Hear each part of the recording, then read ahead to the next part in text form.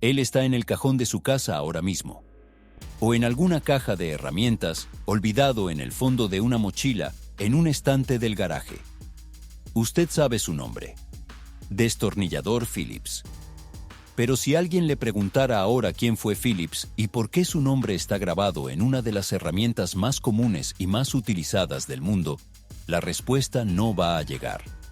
No porque usted no haya prestado atención, sino porque nadie nunca contó esta historia. Y ella conecta una fábrica de Detroit, un empresario de Portland y la Segunda Guerra Mundial con un tornillo que usted va a apretar esta semana. Si le gusta descubrir las historias y el porqué de las cosas simples, ya nos sigue. Detroit, 1930. La línea de montaje americana estaba en el apogeo de su velocidad. Henry Ford había transformado la producción industrial y las fábricas de automóviles corrían contra el reloj para ensamblar más autos en menos tiempo. Pero había un problema silencioso y costoso que ocurría cientos de veces al día, en cada turno, en cada fábrica. El destornillador común, con su ranura en línea recta, resbalaba. El operario encajaba la herramienta en el tornillo, aplicaba fuerza, y la hoja salía de la ranura. El tornillo se rayaba. La pieza se dañaba. El proceso se detenía por segundos que costaban dinero real. La ranura en línea recta había funcionado durante siglos en trabajos manuales, donde la precisión era humana y el ritmo era lento. Pero en una línea de montaje industrial, donde el movimiento tenía que ser rápido y repetitivo durante horas seguidas, esa ranura era un punto de falla constante. Ningún gerente, ningún ingeniero, ningún supervisor había encontrado todavía una salida para ese problema. Las fábricas sabían que había un cuello de botella. Nadie tenía aún la solución. El costo de un tornillo rayado en una línea de montaje parece pequeño de forma aislada. Pero ese costo multiplicado por 10 operarios, luego por 100, luego por 1000, en 3 turnos al día, 250 días al año, transformaba el problema en una pérdida industrial de escala real. Las empresas registraban tornillos dañados, piezas descartadas y tiempo perdido en reposición y retrabajo. Los gerentes de producción sabían exactamente lo que la línea necesitaba. Una ranura que guiara el destornillador por sí sola, que centrara la punta automáticamente en el tornillo, que no dependiera de la precisión individual de cada operario cansado al final de un turno largo.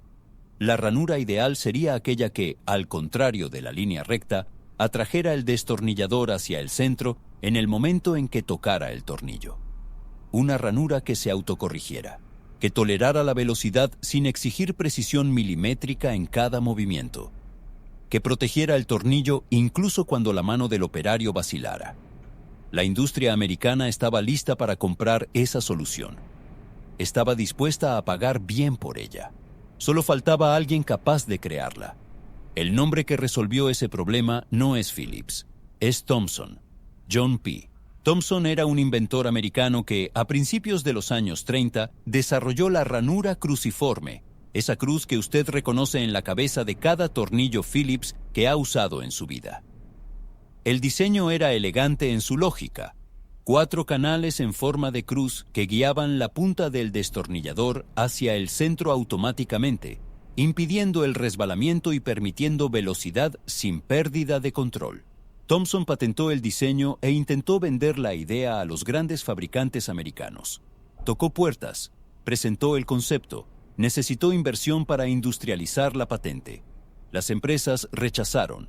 Fue entonces cuando entró en escena Henry F. Phillips, un empresario de Portland, Oregon.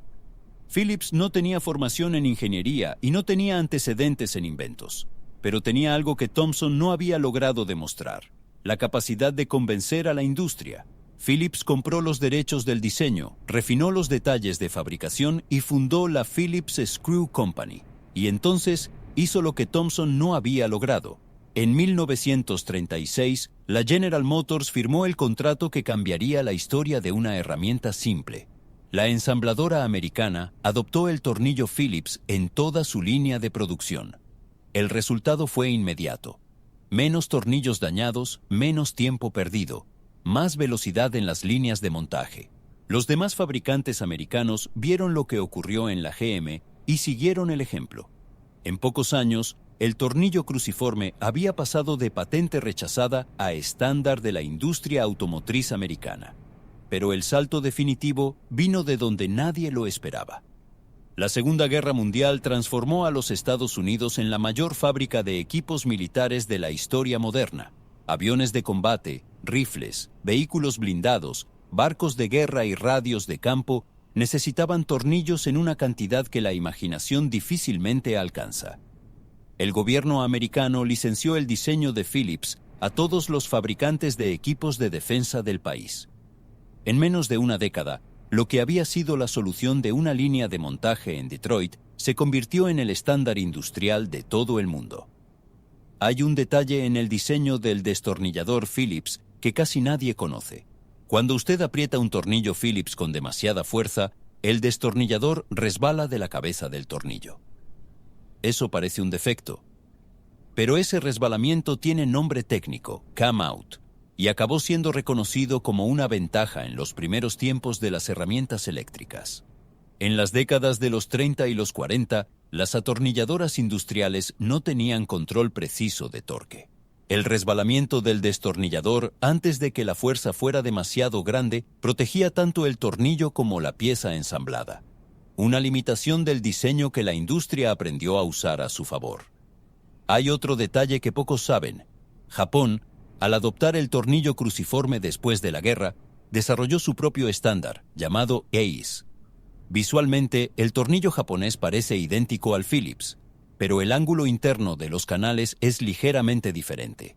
Un destornillador Phillips no asienta completamente en un tornillo GIS, lo que causa resbalamiento. Eso explica por qué los destornilladores resbalan con tanta frecuencia en electrónicos japoneses, incluso cuando el encaje parece perfecto a primera vista. Hoy, el tornillo Phillips es el tipo más utilizado en el mundo. Está en los muebles de su casa, en sus electrodomésticos, en la computadora, en el teléfono, en los interruptores de luz, en los cables que usted conecta sin pensar. La próxima vez que tome un destornillador en casa, existe una probabilidad muy alta de que sea un Phillips. Y ahora usted sabe lo que ese nombre significa de verdad. No es el nombre del inventor, es el nombre de un negociador. Un empresario que vio algo que otros rechazaron, compró los derechos por un valor que la historia no registró con precisión y lo transformó en una solución adoptada por el mundo entero. Thomson creó, Phillips vendió, y el mundo entero llama por el nombre de quien vendió, no de quien creó. Esto ocurre más veces de lo que percibimos. Los nombres que quedan grabados en la historia no siempre son los nombres de quien tuvo la idea. Muchas veces son los nombres de quien supo llevar esa idea hasta las personas correctas, en el momento correcto, de la manera correcta.